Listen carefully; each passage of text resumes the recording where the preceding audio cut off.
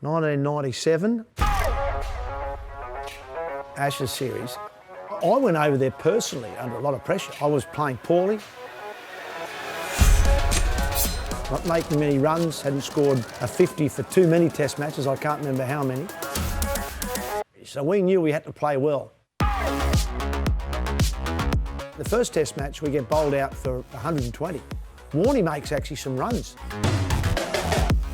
Fortunately for me, I make runs in the second innings, but we still lose. So 1-0 down, go to Lords, McGrath takes 8 for, then it rains for 3 days. So after 2 test matches, we're down 1-0. We go to Manchester, Steve Waugh plays well in both innings, makes 200s, and Warnie takes 5 for in the first innings of the game. 1-1, next test match at Leeds, we belt England, we lead 2-1. 2 test matches to play, we get to Trent Bridge, and we win at Trent Bridge. We went win, win, win. Ashes are secure, and that's when Warnie does the dance.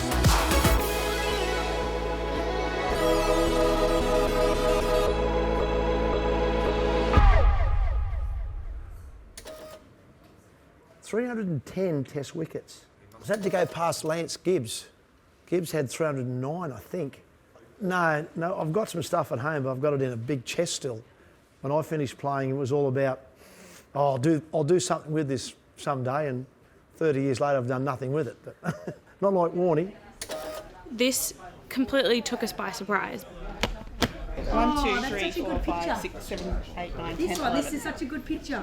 Knowing that there was a room full of beautifully organised and colour-coded boxes with everything that Shane ever kept, used, touched, was so remarkable and so unheard of. That WWE chair was when they first came, like 2003 or 4. Candles, he's probably got 300 candles all around here. Like, he just kept everything. So once the team were able to go in and open up cupboards and drawers and see what was inside, it was just, we were blown away. So Dad and I were very similar. We both, love to have a lot of fun. And this dancing stump of Dad's, when he did this, was so iconic, and I just think that is just unreal. So cool. Oh, I get to hang on to this.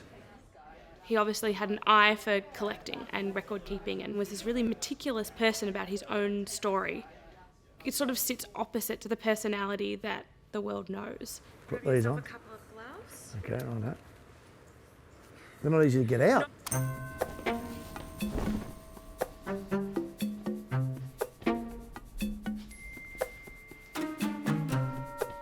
Warnie's career and the way he played the game, in a way, sort of sums up cricket to a certain extent. People say he's not a high-performance guy because he wouldn't run a marathon in under 3 hours. He wouldn't run the 100 metres in under 15 seconds. But will he be able to bowl all day? Absolutely. Well, despite the cold, the rain and the wind, Shane Warne continues. Would he be able to concentrate all day in the field? Absolutely. And what a catch, what a catch. Shane Warne, I didn't know he could get that far off the ground. Could you put him in as a pinch hitter? That's a good shot, beautifully timed. Warnie's ready to play. He loved it when he crossed the boundary road. And that's when I think he felt the most comfortable, because that's all he wanted to focus on. Thank you. It was unbeknownst to me that Warnie sort of had this stump and was giving it the old heave-ho behind me, but when I saw the footage that night, where we might have had a couple of beers, we all had a very good laugh.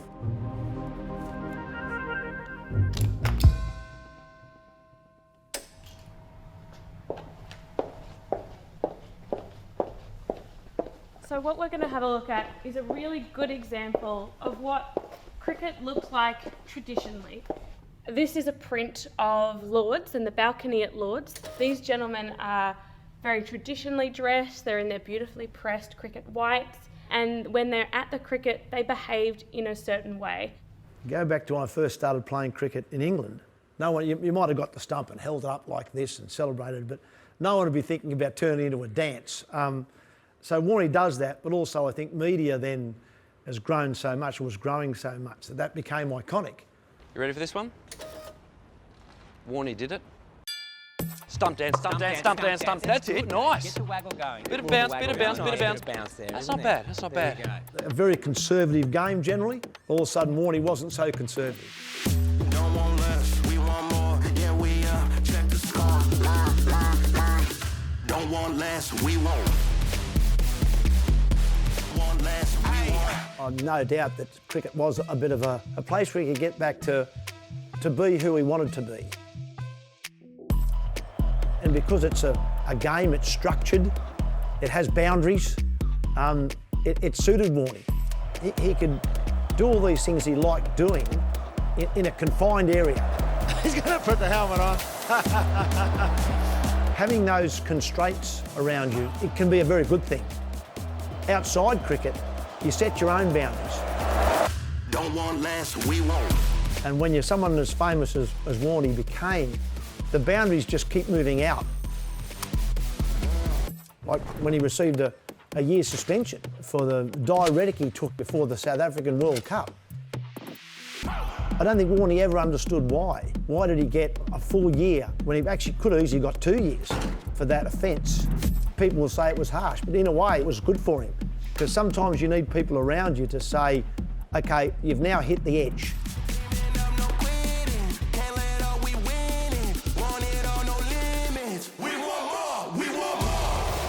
And that's why I think cricket worked very well for Warnie, and sport in general works well for people, because it gives you boundaries.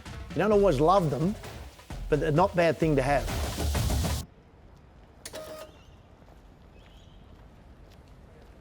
Yeah, you were basically the captain when we started following Aussie cricket. Glad to hear that. Flew all the way from South Africa. Very good. Can I take a picture? Yeah, mate, sure.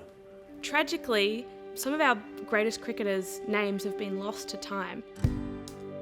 People that were iconic in their day are no longer as well known and celebrated. Even someone like Bradman doesn't have as much reverence anymore because so many young people have never heard of him. You were a heartbeat dreamer,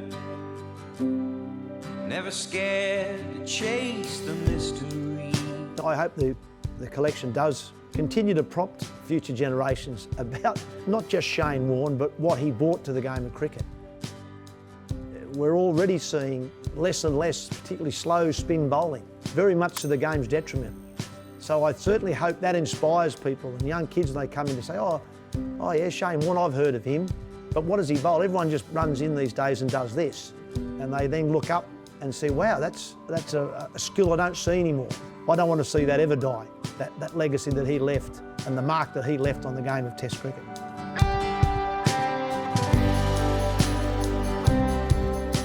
He only peeved me off once, Warnie, that I can think of, in the West Indies, 1995. He had a sore thumb and he was really umming and ahhing about whether he was going to be able to grip the ball and play. And I was getting a little bit peeved off with him because he was really not sure, and I had to put my arm around him. And I said, mate, Warnie, well, we need you. You are one of our points of difference. And eventually I think he went, yeah, I've got to play, and he did play. The last wicket of that match was Kenny Benjamin, caught Taylor, bowled Warne. And I thought to myself, we've just won the Frank Worrell Trophy. First time we'd had it for, 15, 20 years. And Warnie bowled the last ball and I took the last catch. That's one of my great memories of Shane Warne.